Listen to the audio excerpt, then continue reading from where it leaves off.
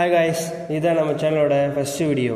So நம்ம அண்ணாமலையாரின் துணையோட கிரிவலத்தின் மூலமாக ஸ்டார்ட் பண்ணுறோம். இந்த வீடியோவில் நம்ம திருவண்ணாமலை கிரிவலம் வரும்போது தற்காலிக பேருந்து நிலையம் எங்கெல்லாம் இருக்குது, கிரிவலம் எங்கே தொடங்கி எங்கே முடிக்கலாம் என்பதையும் கிரிவல பாதையில் உள்ள லிங்கத்தை பற்றி டீட்டெயிலாக பார்க்கலாம் வாங்க.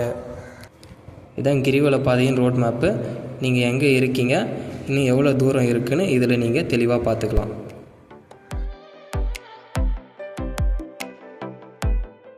இது சென்னை வழித்தடத்தின் தற்காலிக பேருந்து நிலையம். சென்னை, செங்கல்பட்டு, புதுச்சேரி, திண்டிவனம், செஞ்சி இந்த ஊரிலிருந்து வரும் மக்கள் அனைவரும் இந்த பேருந்து நிலையத்தை யூஸ் பண்ணலாம்.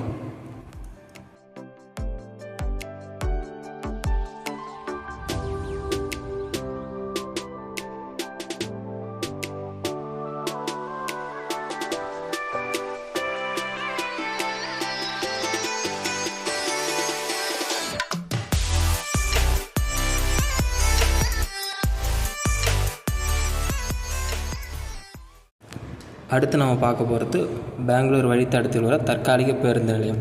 இந்த பேருந்து நிலையத்தில் பெங்களூர், சேலம், திருப்பத்தூர் இந்த ஊரிலிருந்து வரும் பக்தர்கள் அனைவரும் இந்த பேருந்து நிலையத்தை யூஸ் பண்ணலாம்.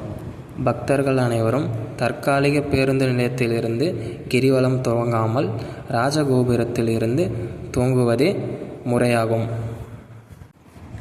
அடுத்ததாக நம்ம பார்க்குறது வேலூர் பஸ் ஸ்டாண்டு. இது எக்ஸாக்டாக எங்கே இருக்குன்னா அண்ணா ஆர்ச்சிக்கு ஆப்போசிட்டில் இருக்குது. வேலூர், காஞ்சிபுரம், ஆரணி, வந்தவாசி, திருப்பதி இந்த ஊர்லேருந்து வரும் பக்தர்கள் அனைவரும் இந்த பேருந்து நிலையத்தை யூஸ் பண்ணலாம்.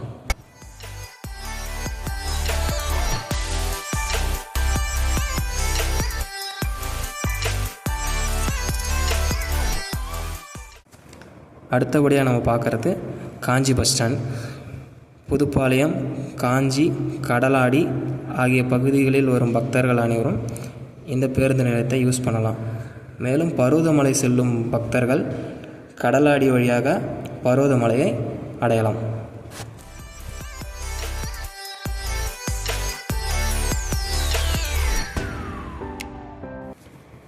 அடுத்தபடியாக நம்ம பார்க்குறது திருக்கோயிலூர் பஸ் ஸ்டாண்ட். இந்த பேருந்து நிலையத்தில் வேட்டவலம், விழுப்புரம், திருக்கோயிலூர், திருச்சி ஆகிய பகுதிகளில் இருந்து வரும் பக்தர்கள் இந்த பேருந்து நிலையத்தை பயன்படுத்தி கொள்ளலாம்.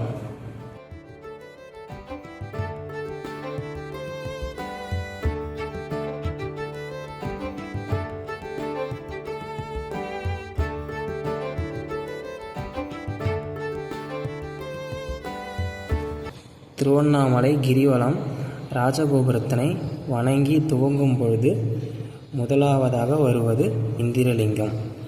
கிரிவல பாதையில் அமைந்த அனைத்து லிங்கமும் வீட்டின் வாஸ்துவை குறிக்கிறது. இந்த வகையில் இந்திரலிங்கம் கிழக்கு திசையில் அமைந்துள்ளது. கிரிவல பாதையில் இரண்டாவதாக நம்ம பார்க்குறது அக்னிலிங்கம். கிரிவல பாதையில் அமைந்துள்ள அஷ்டலிங்கங்களில் வலது புறத்தில் அமைந்துள்ள ஒரே லிங்கம் அக்னிலிங்கமாகும். அக்னிலிங்கத்தை வழிபடுவதால் உடலில் உள்ள நோய் நொடிகளை தீர்க்கும் என்ற நம்பிக்கை உள்ளது.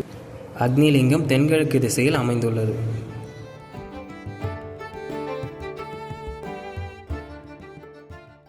அடுத்து நம்ம பார்க்குறது யமலிங்கம். ராஜகோபுரத்துலேருந்து 3 கிலோமீட்டர் தூரத்தில் 3வது லிங்கமாக தெற்கு திசையில் அமைஞ்சிருக்கு.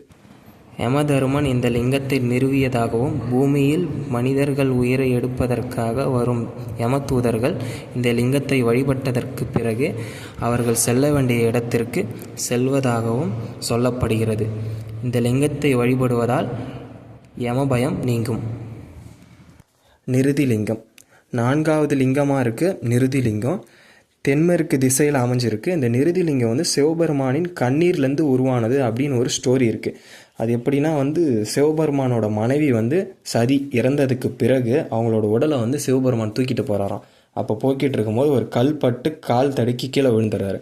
அப்போ அந்த கல் மீது அவரோட கண்ணீர் பட்டவுடனே அது நிருதி லிங்கமாக சக்தி பெற்று உருவாகுது அப்படின்னு சொல்லிட்டு ஒரு ஸ்டோரி ஒன்று இருக்குது.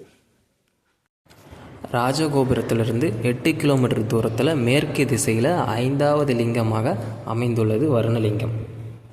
வருணலிங்கம் இந்த வருணலிங்கத்தை வழிபடுவதால் நீர் சம்பந்தமான நோய்களிலிருந்து விடுபடலாம் என்று நம்பிக்கை உள்ளது. மேலும் இந்த வருணலிங்கத்திற்கு சனி பகவானின் ஆதிக்கம் உள்ளதாகவும் வருண பகவான் நிறுவியதாகவும் நம்பப்படுகிறது.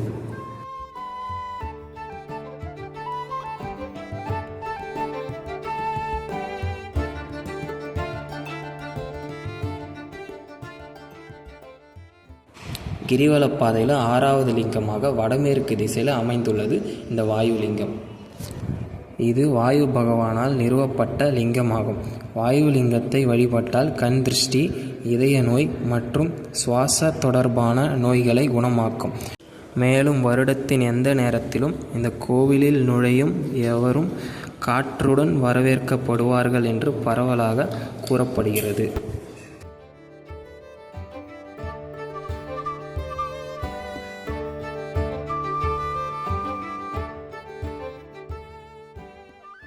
குபேரலிங்கம் 7வதாக வடக்கு திசையில் அமைந்துள்ள குபேரலிங்கம். குபேரன் இந்த இடத்திலிருந்து அண்ணாமலையாரை வணங்கி தன் இழந்த செல்வத்தை மீண்டும் பெற்றதாக ஒரு வரலாறு உள்ளது. செல்வ செழிப்பாக வாழ்வதற்கு குபேரலிங்கத்தை வழிபட வேண்டும். கிரிவலப்பாதையில் கடைசி லிங்கமாக அமைந்துள்ளது ஈசானிய லிங்கம். வடகிழக்கு திசையில் இந்த ஈசானிய லிங்கம் அமைந்துள்ளது. நந்தி பகவான் கிரிவலம் வரும்பொழுது அண்ணாமலையாரின் தரிசனம் பெற்ற இடம் இதுவாகும். சிவபெருமான் ஒருவரே நிலையானவர் என்பதை உணர்த்துவதே இந்த லிங்கத்தின் தாற்பயமாகும்.